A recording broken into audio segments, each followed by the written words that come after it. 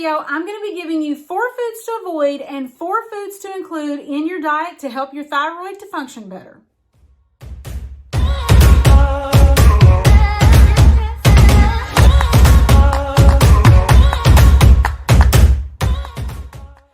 My name is Melodye Reynolds. I am a thyroid advocate and coach, and this is my channel. Here on my channel, you will be finding tips to help you reverse hypothyroidism and Hashimotos. I've been able to reverse my Hashimotos and hypothyroidism symptoms and lose 40 pounds. So I'm sharing with you what I did in order to help myself to do that. The first place to start with making those changes is your diet. So today, I'm going to give you those foods. So tonight, we're going to talk about 4 foods to avoid and 4 foods to include to help your thyroid to function better. Because the way that I have been able to reverse my symptoms and start losing weight again is by diet and lifestyle changes. So I'm going to talk a lot about food. Because food is key. Food is the biggest thing you can do. I did other things too, but food is where you start, and food is what's going to give you the biggest change in helping your thyroid to function better. We're going to start with 4 foods to avoid, and then I'm going to tell you 4 foods to include. Number 1, this is the heaviest hitter you can remove, and if you remove nothing but this, you will see some improvement, and that is gluten. I know, don't throw stuff at your screen. You can survive without gluten, trust me, okay?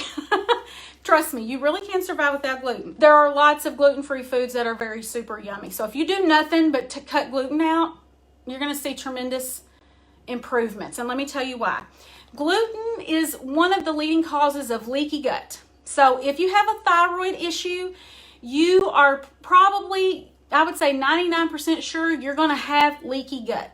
What leaky gut is, if you've developed hypothyroidism. If you were born without a thyroid or born with a thyroid issue, that's a different thing. If you lost your thyroid because of cancer, that's a different thing.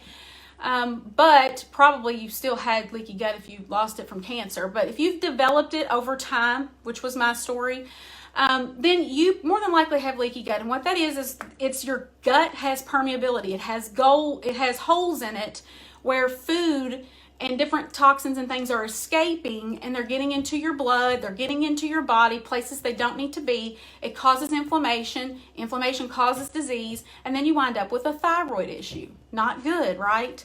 So one of the leading causes of leaky gut is gluten. It just is. It is also highly inflammatory. So if you have an autoimmune disease, if you have hypothyroidism or Hashimoto's, you're dealing with inflammation, and gluten is highly inflammatory. And the third reason is it's something called cellular mimicry. So gluten resembles the thyroid gland. So when you eat gluten, your body actually goes into attack mode. It doesn't like it, goes into attack mode, it attacks it, okay? And then if your thyroid looks like it, your immune system's on high alert, and it goes, ooh, there's some more gluten, and it goes and it actually attacks your thyroid gland. Therefore, that decreases how your thyroid can function because it's causing permanent damage. We don't want to mess with that. Cut the gluten forever, and you're going to live, but you're going to feel so much better. And I promise you, once your symptoms start to disappear, you're going to be happy you made the changes, and you're not going to want to go back to eating things that make you feel like crap again. True story, okay? Has anybody given up gluten? Let me know down in the comments. Have you ever tried going gluten-free? Tell me about that. Tell me your experience about that, because I like to know. Okay, number 2, dairy. Oh, I know, y'all love cheese. I did too. I miss cheese a little bit, miss it a little bit. But dairy also interferes with your gut, and it can also lead to leaky gut. So if you can remove dairy, you're going to be doing really well by your thyroid, okay? Your thyroid's going to thank you. Dairy is also inflammatory, but it really messes with the gut a lot. And in order for you to help your thyroid to function better, you're going to need to work on your gut health. You have gut issues. All disease has inflammation and starts in the gut. Those are things you want to learn now. So gluten and dairy. Number 3, and this is not going to be a surprise, you got to give up refined sugar, processed sugar, okay? I'm sure that's not a surprise. Most people, this is an easy one because you're like, yeah, it causes inflammation. It can also mess with your hormones. It can cause depression. Sugar causes a lot of issues. Now, I'm not talking about fruits, natural sugars, Things like that are okay. I eat those. But you definitely want to avoid refined sugar, processed sugar, because I can tell now over the holidays, I ate a little bit of refined sugar because I found some really good gluten-free, dairy-free, soy-free goodies. And I was like, oh, I'm going to treat myself. The sugar won't be that bad. My joints hurt. I felt fatigued. I felt kind of down. Like I really noticed a huge difference when I ate just a little bit of sugar over the holidays. And I gained weight. And it had to be the sugar because that's the only thing in my diet that I changed. That's how inflammatory it is. Because when you get inflamed, where does inflammation hide? In your fat cells. It blows them up and then you gain weight. Okay, so that's number 3. Number 4, last food to avoid is soy. Soy, there are studies on soy that actually, and I don't just mean soy sauce, soy is in a lot of foods. I don't know if you guys have ever noticed or not, but soy is in a ton of foods. So you want to avoid soy, and you're going to have to read labels. You want to avoid soy. It can lead, there's studies where it can actually cause hypothyroidism. And then if you happen to be on medication for your thyroid issues, it can mess with the absorption of your meds. Kind of interesting to find that out. Somebody says, what do you use for sweetener instead? I use things like honey, maple syrup, things like that. Natural sweeteners. I don't do any of the substitute stuff because they're inflammatory as well. Good question. So what about 4 foods you can add in? That's the more fun part, right? Nobody likes to hear about what they shouldn't eat. Let's talk about what you can add in.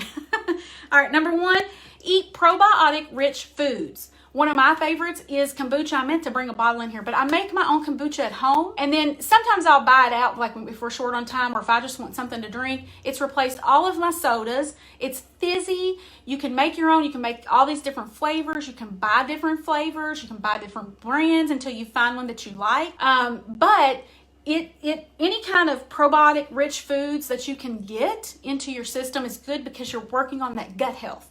Remember, you've got a gut issue if you have a thyroid issue. So when you eat foods that are going to help that, you're going to feel better. So adding in those foods that have probiotics, always going to be good. Number 2, healthy fats. So healthy fats can regulate the inflammation process in our body. They also act as a carrier for nutrients, and they allow us to stay full. We feel full longer. So don't be scared of fats. You need to be cutting bad fats. You know, canola oil is very inflammatory, vegetable oils, things like that.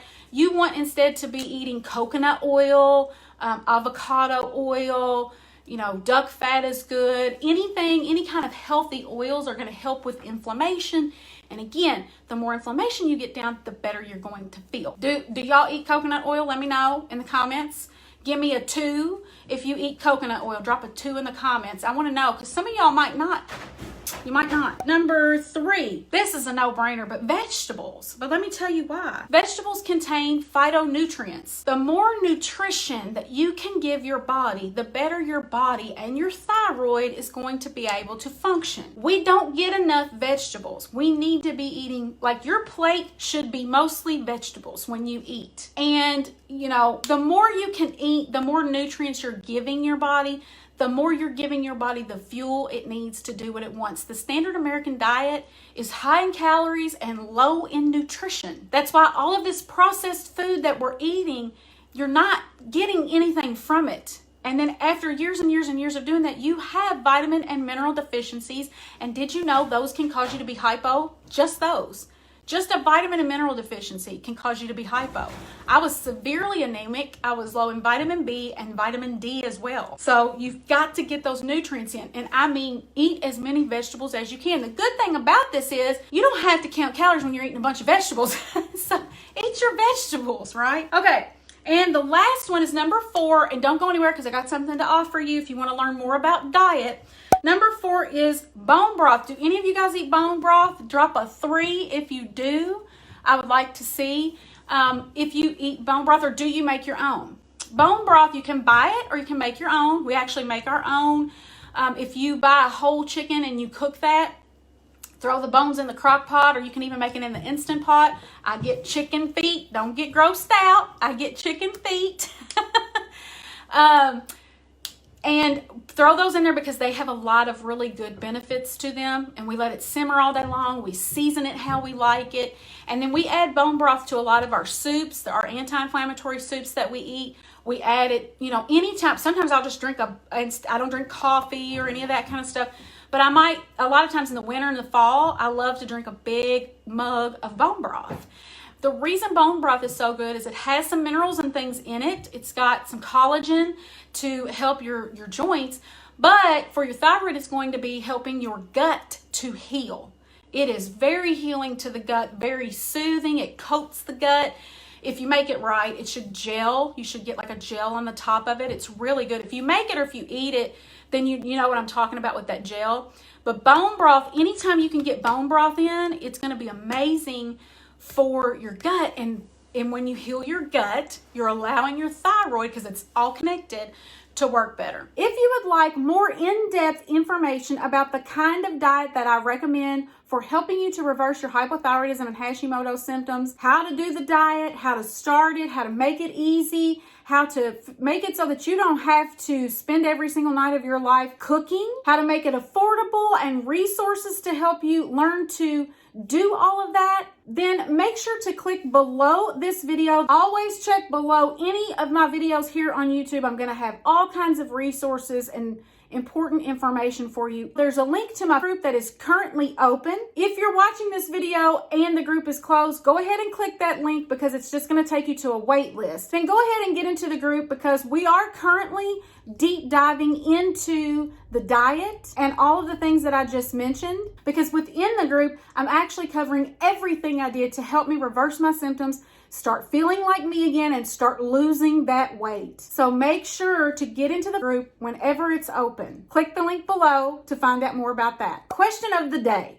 Did you know that food can help your thyroid to function better? Or it can cause it to function less? Or was this something new that you learned today? Tell me your biggest takeaway from today's video in the comments below. Thanks so much for watching. Make sure to give this video a thumbs up if you got any value from it, and share it with a friend. Your next steps are going to be to check out what's on the screen right here. I have linked a couple of videos for you and my thyroid playlist. And if you happen to see my face floating around, be sure to click on that. If you haven't done so already, subscribe to the channel. And I'll see you on the next Thyroid Thursday.